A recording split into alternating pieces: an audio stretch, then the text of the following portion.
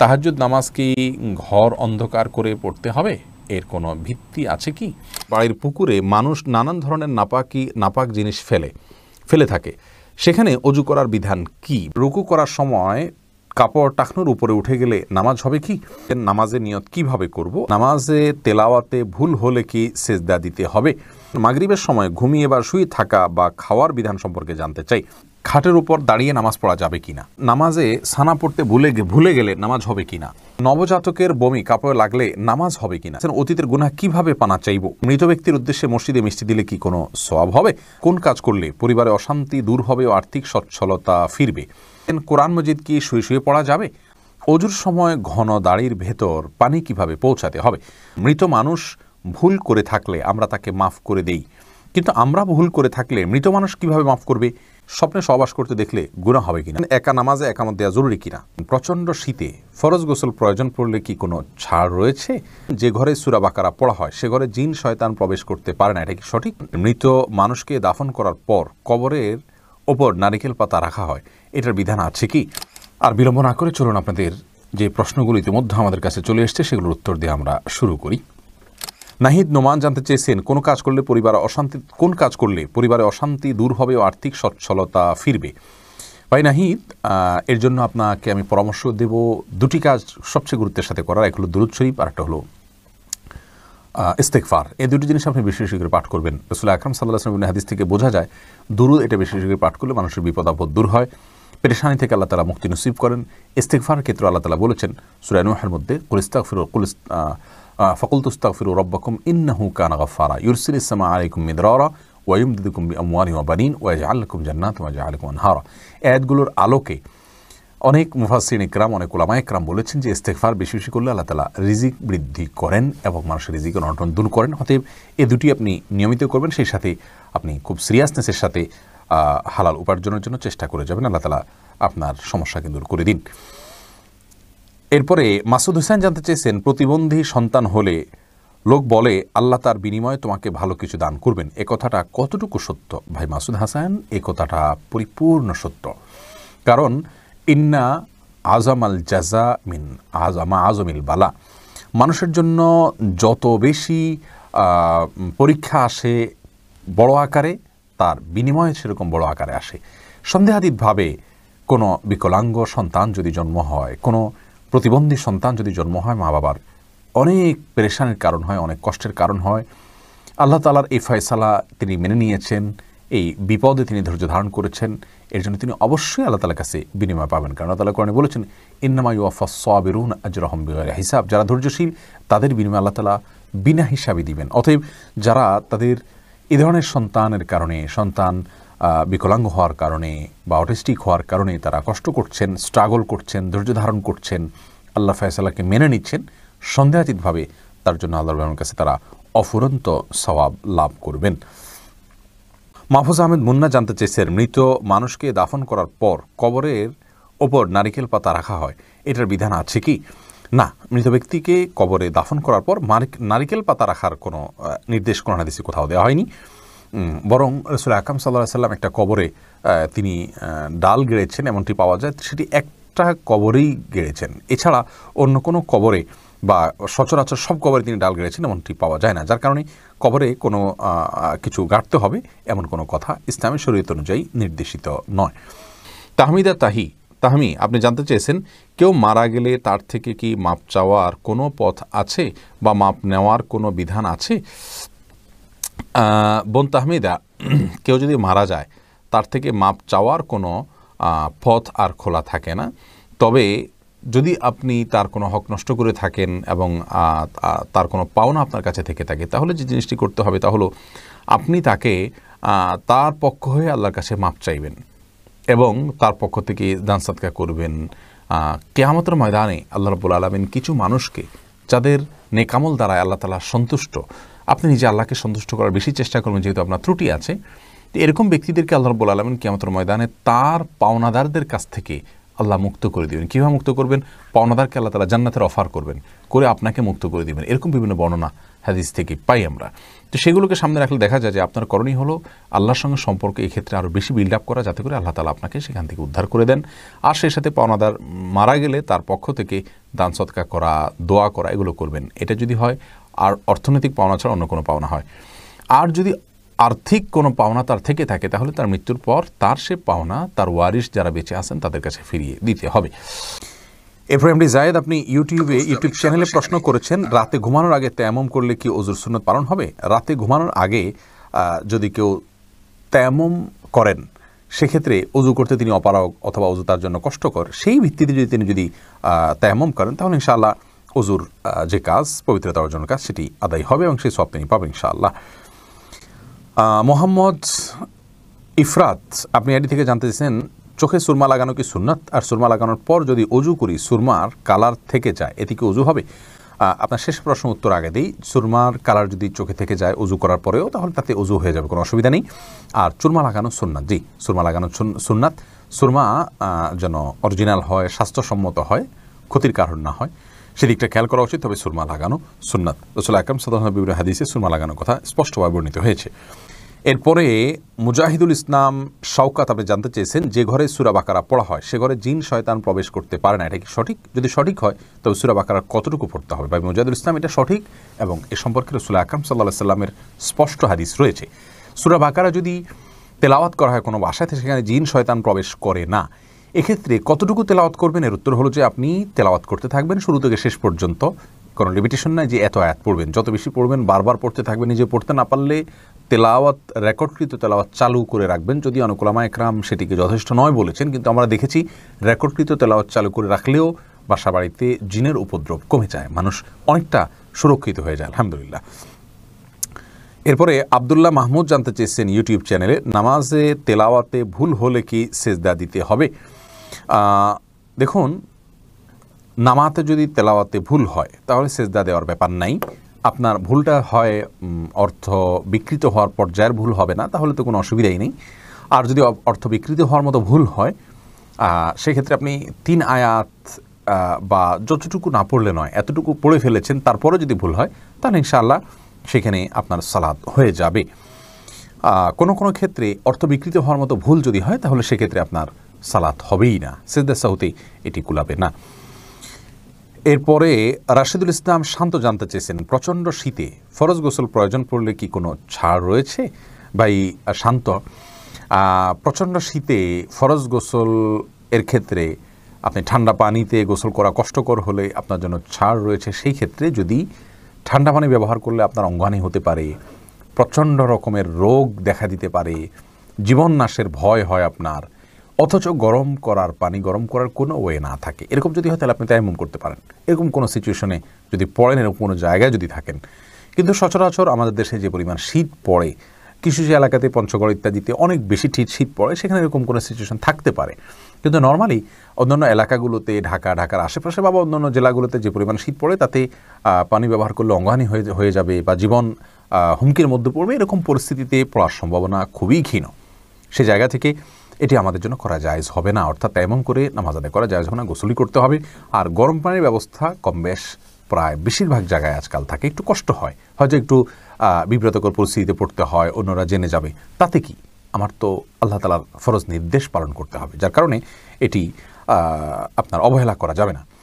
নুসরাত জাহান ইমু, আপনি জানতে চেয়েছেন, মৃত ব্যক্তির সামনে আগরবাতি জ্বালানো যাবে কিনা? দেখুন, আগরবাতি মূলত জ্বালানোর নির্দেশ হলো সুঘ্রাণের জন্য। অতএব মৃত ব্যক্তিকে রেখেছেন, তার দেহ থেকে কোনো দুর্গন্ধ আসতে পারে, সেই জায়গা থেকে আপনি কোনো সুঘ্রাণ যুক্ত কোনো কিছু ব্যবহার করতেই পারেন, আগরবাতি জ্বালাতেই পারেন।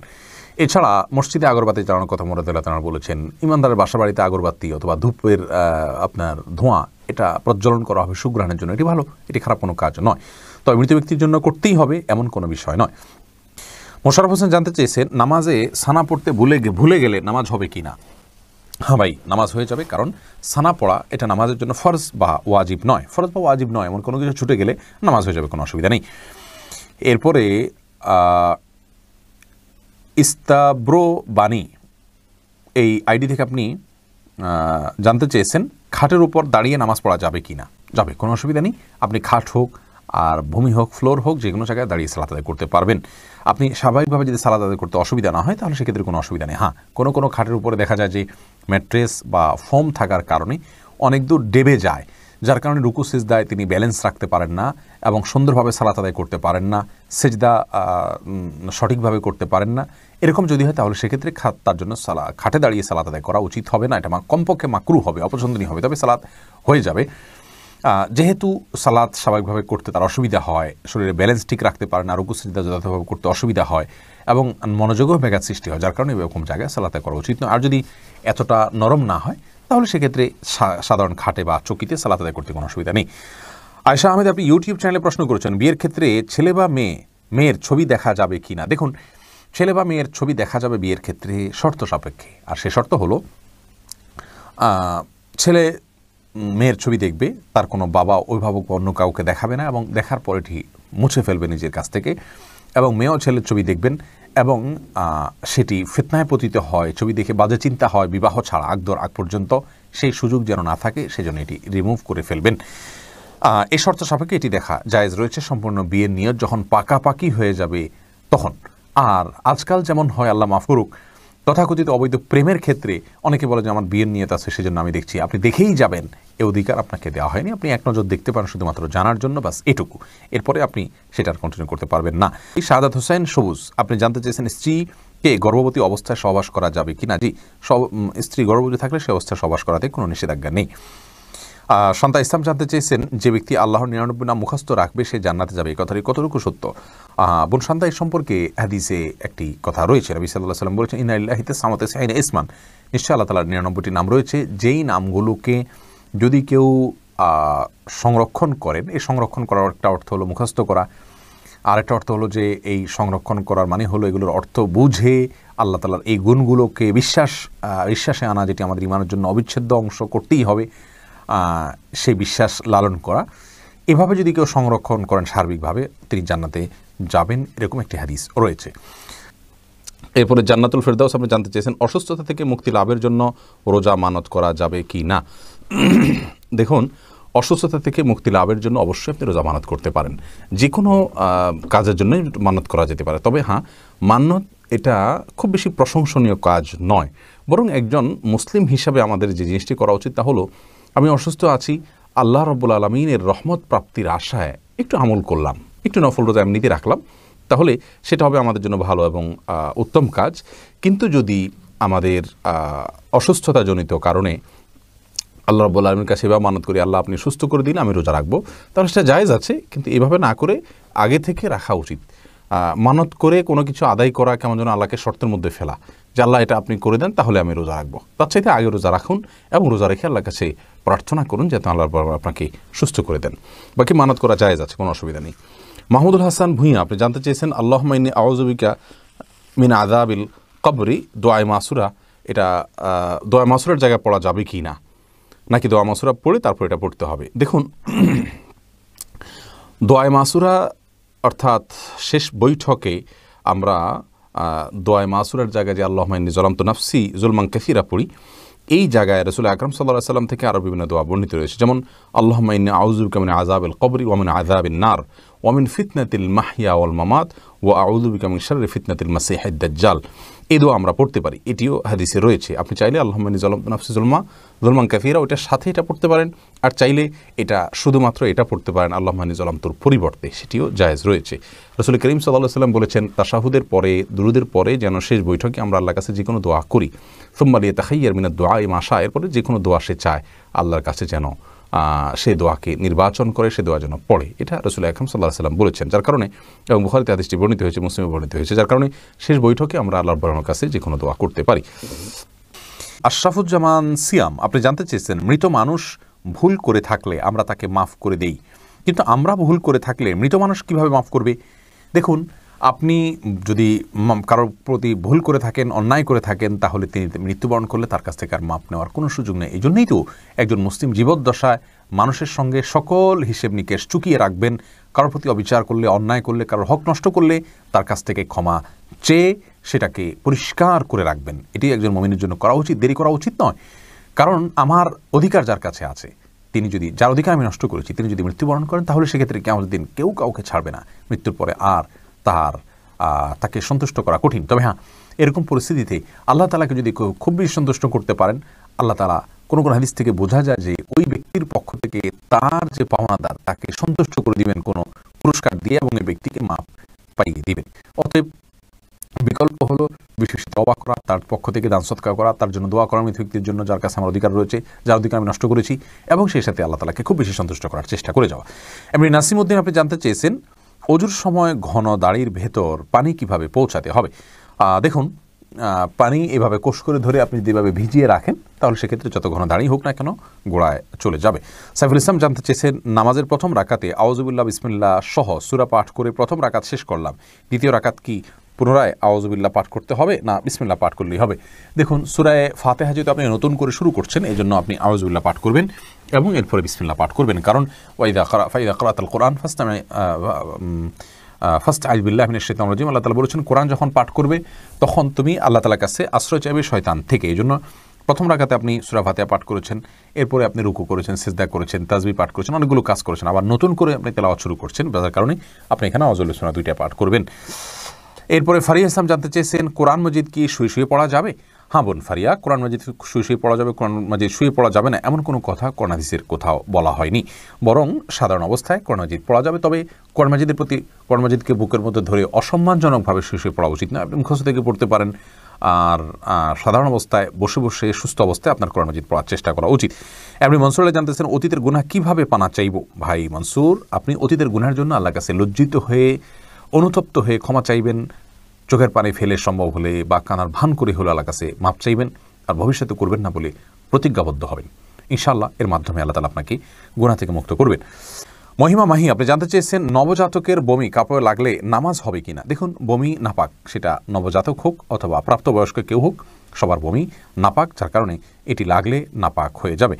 এমনি মামুন হোসেন জানতে চেয়েছেন মৃত ব্যক্তির উদ্দেশ্যে মসজিদে মিষ্টি দিলে কি কোনো সওয়াব হবে? দেখুন, মৃত ব্যক্তির পক্ষ থেকে আপনি গরিব দুঃখীকে খাবার দিতে পারেন, কোনো অসুবিধা নেই। দিনক্ষণ ঠিক না করে এমনিতে গরিব দুঃখীকে খাবার দিলেন। মসজিদে বিশেষভাবে খাবার দিতে এমন কোনো কথা নেই। গরিব দুঃখীকে খাবারটা আপনি বাইরেও দিতে পারেন, তাদের বাসা পৌঁছে দিতে পারেন। মসজিদ থেকে, মসজিদের সাধারণ মুসল্লিরা আছে তাদেরকে আপনি দান করতে পারেন মৃত ব্যক্তিকে সওয়াবের উদ্দেশ্যে, সেটিও হতে পারে। কিন্তু এটিকে আমাদের দেশে যেরকম সিস্টেম বানিয়ে নিয়েছে এমন মানুষ, যে কেউ মারা গেলে মসজিদে মিষ্টি পাঠানো, জিলাপি পাঠানো মুসল্লিদেরকে খাওয়ানোর জন্য, এরকম কোনো নির্দেশ, আলাদা পার্টিকুলার নির্দেশ ইসলামে দেওয়া হয়নি। তবে হ্যাঁ, গরিবের পক্ষ, এই মৃত ব্যক্তির পক্ষ থেকে আমরা সাদাকা করতে পারি, তারই অংশ হিসাবে খাদ্যদান হতে পারে, সেটি গরিব অসহায় মানুষকে প্রাধান্য দিয়ে দেওয়া উচিত। মসজিদে না দিয়ে আপনি সেটি যদি বস্তিতে দেন, গরিব মানুষের বাসা বাড়িতে দেন, সেটি আরও বেশি সওয়াবের কারণ হবে ইনশাআল্লাহ। সুজন মুখতার, আপনি জানতে চেয়েছেন ইউটিউব চ্যানেলে স্বপ্নে সহবাস করতে দেখলে গুনাহ হবে কিনা? না, এর কারণে কোনো গুনাহ হবে না, কারণ এটি বান্দার ইচ্ছার ধীন কোনো বিষয় নয়, বান্দার ইচ্ছাধীন বিষয় নয়, এমন বিষয়ের জন্য আল্লাহ তাআলা বান্দাকে পাকড়াও করবেন না। এরপরে এমডি রায়হান সিদ্দিকী, আপনি জানতে চেয়েছেন মাগরিবের সময় ঘুমিয়ে বা শুয়ে থাকা বা খাওয়ার বিধান সম্পর্কে জানতে চাই।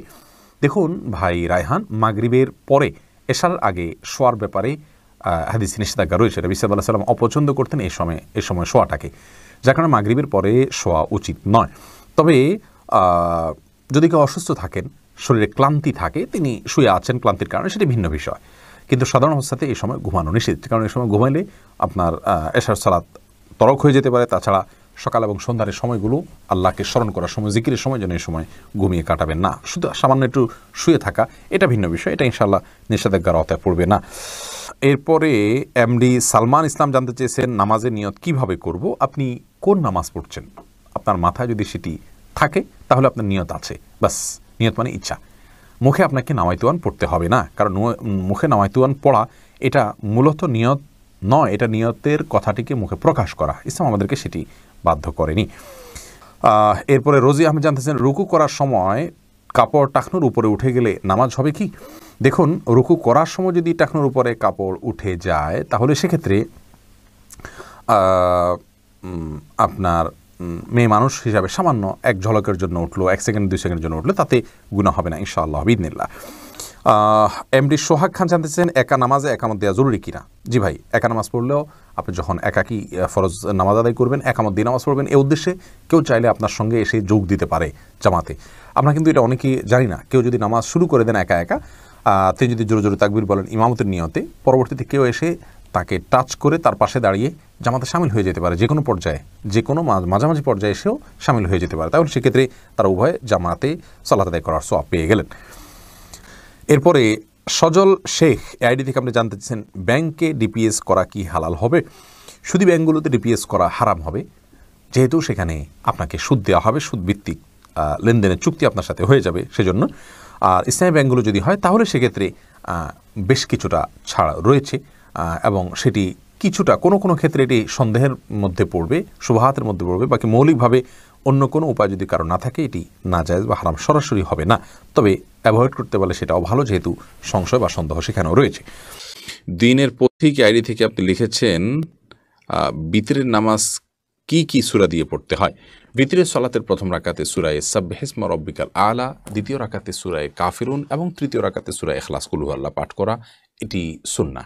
নবী করিম সাল্লাল্লাহু আলাইহি ওয়াসাল্লাম বিতরের সালাতের সচরাচর এই সূরাগুলো তেলাওয়াত করতেন, বিধায় আপনি এই সূরাগুলো তেলাওয়াত করতে পারেন বা করার চেষ্টা করা উচিত।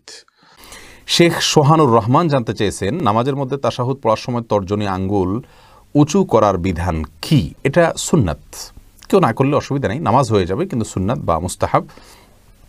অর্থাৎ আমরা যখন তাশাহুদ পাঠ করব তখন আমরা তাশাহুদের মধ্যে মূলত সাক্ষ্য দিচ্ছি আল্লাহর একত্ববাদের, রাসূল আকরাম সাল্লাল্লাহু আলাইহি ওয়াসাল্লামের রিসালাতের, তখন আমরা আঙ্গুল উঁচু করে মুখের সাক্ষ্যটাকে আমার আঙ্গুলের সাথে আমার আচরণের মাধ্যমে আমি মিলাচ্ছি। অর্থাৎ আমি মুখে বলছি আল্লাহ ছাড়া কোনো সত্যিকারের মাবুদ নাই, সাক্ষ্য দিচ্ছি, মুহাম্মদ সাল্লাল্লাহু আলাইহি ওয়াসাল্লাম আল্লাহর রাসূল সাক্ষ্য দিচ্ছি, আবার তার সাথে আমি আঙ্গুল উঁচু করে আমি সাক্ষ্যর সাথে ওইটাকে আমি মেলাচ্ছি। তো এটা জায়েজ, এটা মুস্তাহাব, করা উচিত। যদি কেউ না করেন নামাজ হয়ে যাবে। এটার পদ্ধতি নিয়ে অনেক মতপার্থক্য আছে, এ নিয়ে আমরা বারবার বলেছি। সারাক্ষণ নাড়াতে থাকবো নাকি উঠিয়ে শুধু ধরে রাখবো? তো নাড়াতে থাকার সপক্ষে একটি হাদিস মুসনাদ আহমদে বর্ণিত হয়েছে যে এই আঙ্গুল নাড়ানোটা শয়তানের উপরে লোহার চাইতে বেশি, আপনার লোহার আঘাতের চাইতে বেশি কষ্টের। তো এই হাদিসের ভিত্তিতে অনেক আমাকে মনে করেন যে নাড়াতে থাকলে শয়তানের প্রতি এটা আঘাতের কাজ দেয়, এই জন্য নাড়াতে থাকার কথা তারা বলেন। আর এর বিপরীতে অনেক উলামায়ে কেরামের মতে এটা শুধুমাত্র উঠাবেন এবং নামাবেন। এখানে নাড়ানো বলতে উদ্দেশ্য হলো উঠানের এবং নাড়ানো, এই নাড়ানো, সারাক্ষণ নাড়ানো উদ্দেশ্য না। আর তাছাড়া এখানে বেশিরভাগ হাদিসগুলোতে এসে ইউশিরু, আঙ্গুল দিয়ে ইশারা করা। তো ইশারা করা নাড়ালে ইশারা করা হয় না, উঠানো এবং নামানোর মাধ্যমে ইশারা করা হয়। এই দ্বিতীয় মতটা আমার কাছে বেশি শক্তিশালী মনে হয়, অর্থাৎ উঠাবেন এবং নামাবেন। এমডি আরিফ আবার উঠানো নামানোর ক্ষেত্রে অনেকে বলেন আশহাদু বলার সময় উঠাবেন, লা ইলাহা ইল্লাল্লাহ বলার সময় নামা ফেলতে হবে, একটু আগের পরে হলে ঈমান থাকবে না। এগুলো সম্পূর্ণ ভিত্তিহীন কথা।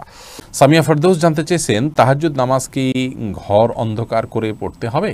এর কোনো ভিত্তি আছে কি?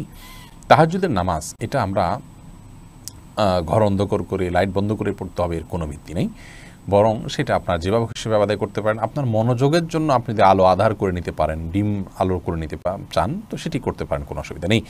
তবে অন্ধকারেই পড়তে হবে এমন কোনো বাধ্যবাধকতা বা নিয়ম নেই।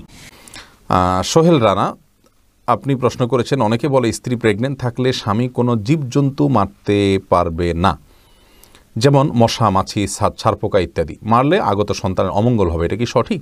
না ভাই সোহেল রানার সম্পূর্ণ ভিত্তিহীন কথা, এবং কোরআন এবং হাদিসে এই ধরনের কোনো কথা নেই। প্রচুর পরিমাণে ভিত্তিহীন কথা এবং প্রপাগান্ডা আমাদের সমাজে প্রচলিত আছে, অনেক কুসংস্কার আমাদের সমাজে প্রচলিত আছে। তার মধ্যে থেকে এটা একটা, স্ত্রী প্রেগনেন্ট থাকলে স্বামীর জন্য কোনো করণীয়, মুরগি জবাই করতে পারবে না, এটা করতে পারবে, এটা করতে, এরকম কোনো কথা নেই, এগুলো সম্পূর্ণ বানানো কথা।